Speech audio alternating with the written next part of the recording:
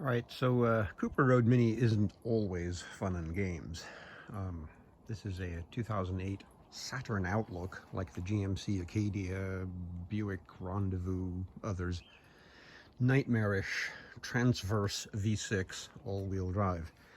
This was less than free, is one way to look at it. Right after a friend bought it, it developed a problem that exceeded its value. And the reason is they make these things nightmarish to work on. To get this engine, it's a failed transmission. To get this engine and transmission out and put it back in far exceeds the, whatever it was, $7,500 value when they bought it here a year or two ago. And I've been hemming and hawing with it, watching stuff on YouTube. I'm going to show a few little tricks here. Some of them learned from the Mini Coopers. Yes, I had to disassemble the whole front end and remove all the body and such. This is going to make pulling the engine, lifting it only a small amount and bringing it out forward. Something that I saw on YouTube was major disassembly of the front suspension, tearing it out up here, down here, somewhere to get the axles out.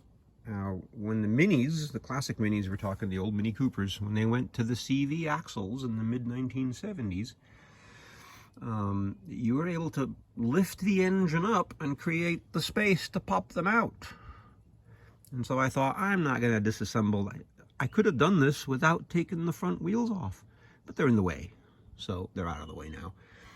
But once you loosen everything up such that you can start to move the engine around, you can see what I did here is I removed the big rubber mounts because boy did they restrict travel. People said take the intake manifold off. I didn't want to mess with that.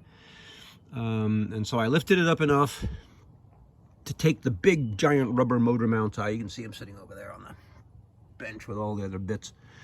And that gives you a lot more room to manipulate the engine around.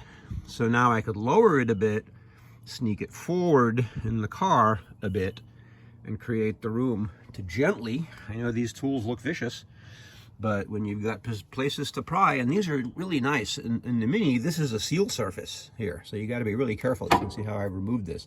But here, they're tough. The seal's up in there. This just sits here, and so it's really easy to pop it out, you know, gently with something. You can get back here and just snick. Now, the other side's not disconnected yet, so I'm going to see if I can show a little bit of that. And we've already done the major work, and we've got a lot of room here. And you can see this side, the axle is still connected, having removed all of this motor mount business here that prevented the transmission from being lifted. And so now we can see the CV axle. And we can see, if we can sneak around it here. I'm not going to make this a total nuts and bolts thing. I'm just showing the process we use. And now you can kind of figure this stuff out. So you see a gentle pry here locks the axle. The engine kind of loose on the stand too. But by going around it, and then once you've used up the travel available, you just shuffle the engine a bit. Since we can go forward, you know, we could even turn the steering to help make room there. But we're going to be able to pop both of those axles just by repositioning the engine slightly as we remove it. All right, so the process of creeping around it, looking for things still connected, and trying to gently remove them without damage. The only thing remaining is this crazy steering hose. And I've relieved the clamp so that it's not being stretched too much. It's hard to see in there. But I think that's the only thing left holding this lump into this car. You can see I'm kind of working outdoors here. I got steel plates over here where the real weight is.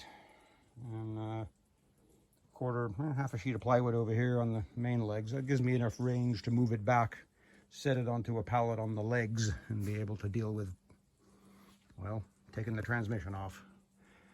But there we are with a look at undoing the axles without taking apart the front suspension. All right, finally separated from the car. You can kind of see from the front.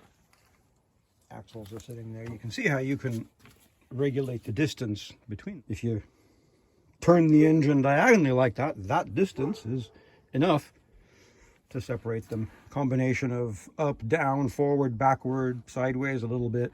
You get enough room to separate the axles. We'll see if it goes back in the same way.